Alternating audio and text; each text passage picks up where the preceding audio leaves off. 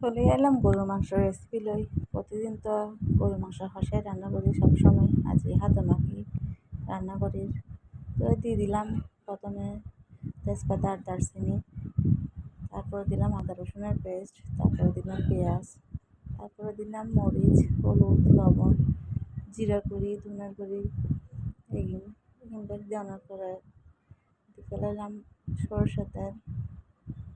হয়তো বা অনেকে হবে না এলাচি নদন গোলমরিচ নদন, আমি এলাচি গোলমরিচ কিন্তু গোড়া নদী দিলে আর হাজবেন্ড পছন্দ না করে, এগুলো মুখত ফেললে বাত আর খাই না করে, এনে নাই ব্লেন্ডার করি এনে ফরে দিই। তো এগুলো দেওয়ার পরে সামান্য সয়াবিন তেলও দিও, এনে সয়াবিন তেল দেওয়ার পরে এক উপকরণ যেতে রেডি হয়ে যাব। তারপর হাতে এগুলো মাখুন যতক্ষণ পর্যন্ত মাংসর ভিতরে মশলা না ঢোকে মাখুন।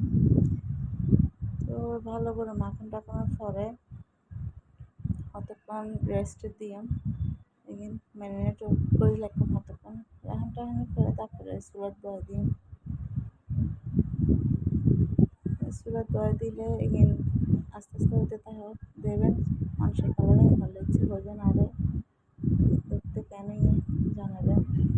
এতে কিন্তু অসম্ভব মজা ইয়ে। লাস্টে কিন্তু দিয়ে দিলাম গরম মশলার গুঁড়ো।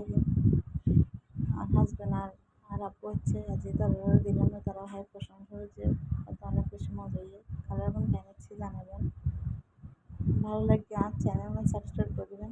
এখানে ভালো থাকবেন।